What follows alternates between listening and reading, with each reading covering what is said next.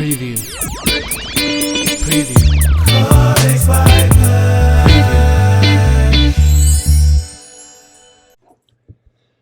Hey everybody, this is Perch. About a week or two ago, I did some videos about the Punisher logo and tried to uncover the great mystery as to why people used it. And the mystery was, it looks cool. And that's it. And I made a point in that video, but I don't think the point was made very well, which is to say that the vast majority of people who have the Punisher logo, who put it on things, they don't actually have any idea really who the Punisher is or what he's all about. They may have a vague understanding that it was a guy and something bad happened, and now he kind of like Charles Bronson, he takes matters into his own hands to try and achieve justice. But that's about it.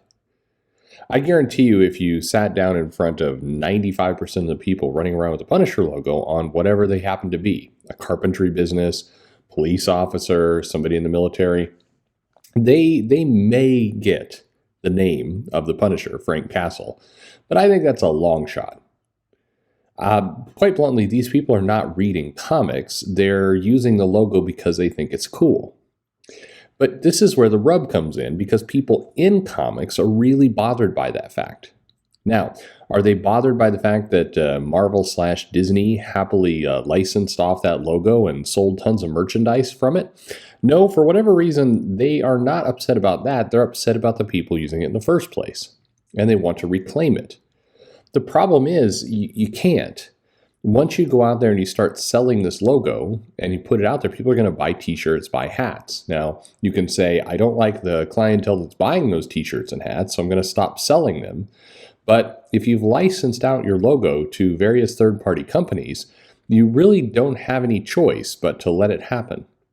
Again, this none of this has any judgment call made on the people who are doing this or not doing this. And just to avoid kind of any doubt, to be clear, and I know some of you in the comments will disagree with me on this, I don't love seeing the Punisher logo on police cars. I don't think it belongs there. I don't want to see any kind of brand. It's not NASCAR, it's the police. I don't want to see it on fire trucks, and I don't want to see it on ambulances. The military is a bit of a different story because you've got individuals there serving, but there's a difference between getting a Punisher tat and painting the Punisher logo on the front of your tank. But I mean, the military is it's a bit more complicated. But for local police and that kind of thing, of course not. I don't want somebody in a police car driving up behind me with a Punisher logo on there, pulling me over, no matter what I'm doing. And just to be clear, it has nothing really to do with the Punisher logo. I don't want to see the Decepticon logo on there. I don't want to see Care Bear logos on there. I don't want to see anything on there but the police, the crest, the name, that's it. Because it doesn't feel like it belongs there. And I think that, the captain of a precinct probably should keep that from, going on. I think if you've got, it doesn't even matter about the character behind it. If you've got a police officer going to arrest somebody, he's got a big, skull icon on on his helmet, probably not a good look. That's my point. But this idea that the alt-right has co-opted the symbol is not a new one. You may remember Pepe the Frog. Are you familiar with Pepe the Frog? It's that green frog that's stoned. And basically, Pepe the Frog, here's the thing.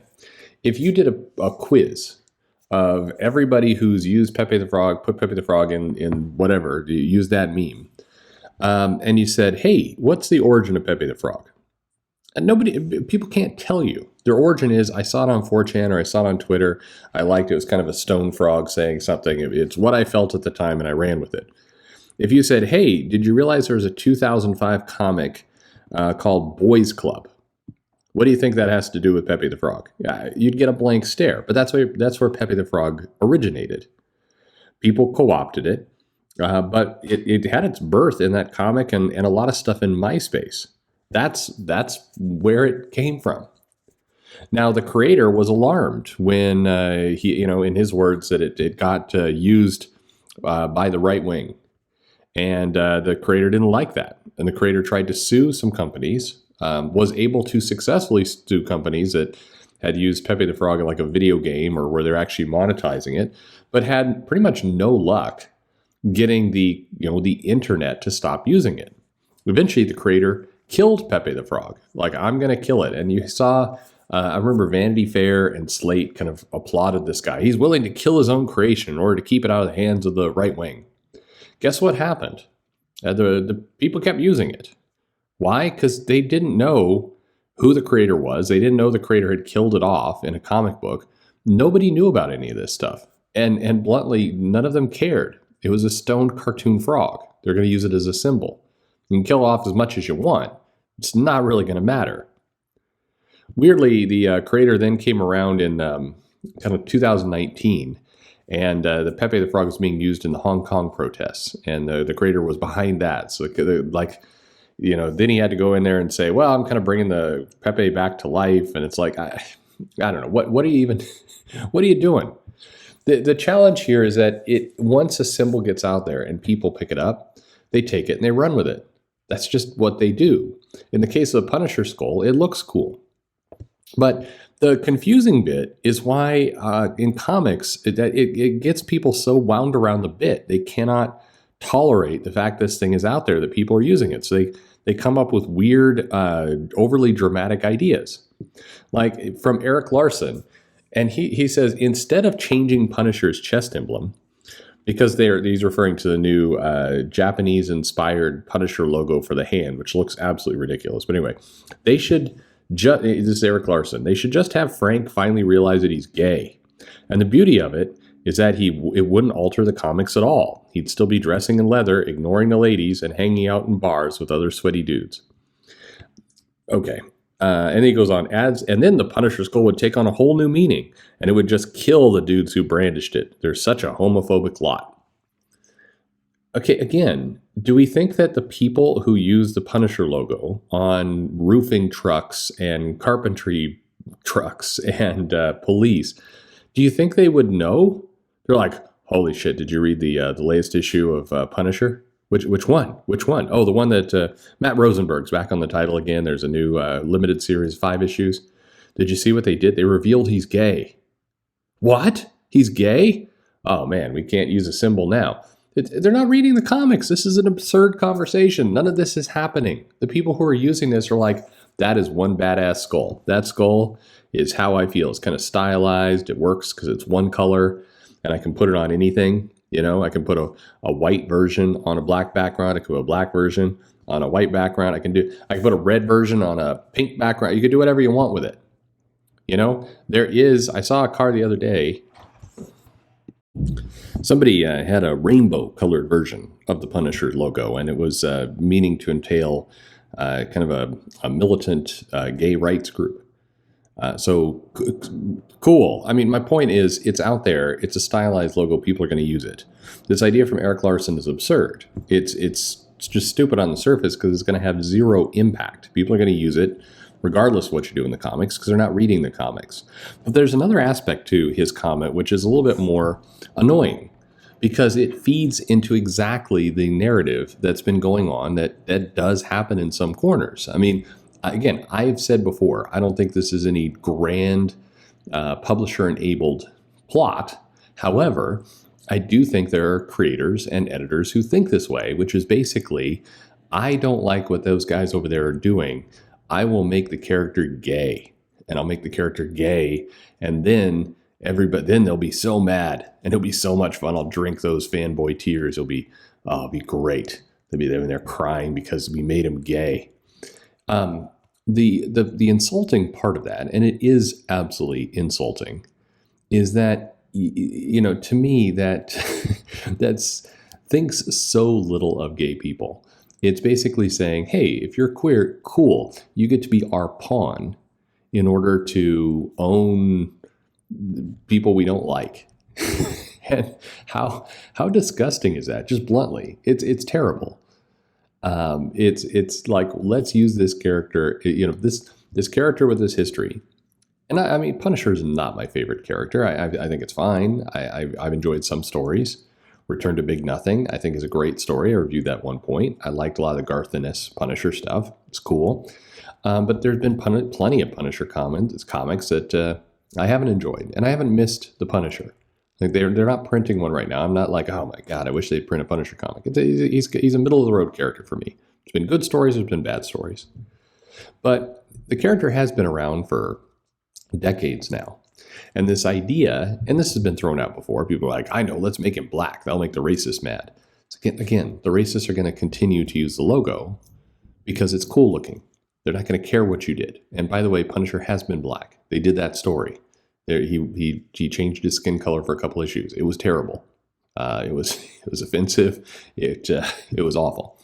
But this idea of Larson's is unfortunately too familiar, which is, hey, in order to own these people, we'll gay it up. We're gonna bring in gay, and that will make them super mad, and they'll be so mad. Oh, it'll be so great to see them so angry because he's gay.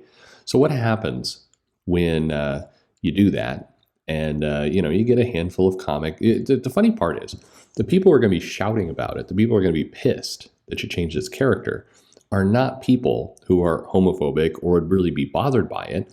They're bothered because you changed up some major part of a character. You took a character whose origin story is that his family was killed, his wife and his kids. And you take that and you're like, none of that really matters because, he was secretly gay the whole time. You're going to really piss people off for that reason. You're not going to piss off a homophobe who's painting the Punisher logo on their car because I don't know, who knows what's going on in their head. Again, those people aren't going to read the comics. So you're going to insult your buying audience that really what they're striving for is consistency. Now, I don't know, maybe Eric Larson in particular doesn't think about these things. And who knows, maybe this explains why the Savage Dragon is having graphic sex in the comics with somebody who is clearly underage. Or looks underage. Looks. Maybe he's trying to own the pedophiles. I don't know what's going on in his mind. The point is, first of all, it's pointless. The whole thing is pointless.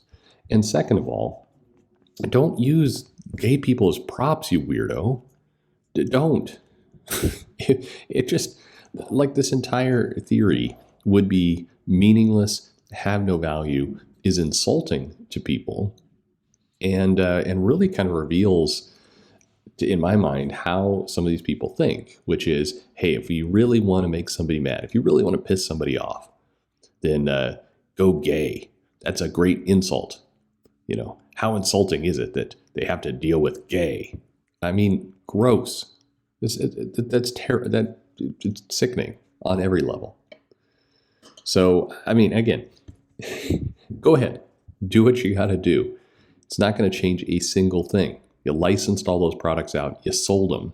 You made money off of it. And in many cases, people are now just painting the logo on their own things without paying you anything because it's easy to do. So you can sick your lawyers after them. You can go for it. I still maintain, don't put it on police cars and stuff. That's dumb. But writing a comic book is the least effective way to make any of this change you're talking about. And what is the change we're talking about? There's some people out there who are using a logo you don't own, and you're mad about it. Has anybody checked with heads at Marvel and Disney licensing to see if they're angry about it? Or is it creators who also don't own this property who are angry because some other people who don't own the property are doing things they particularly don't like? And so the answer is, let's write a comic book where we gay him, and then they'll be totally owned.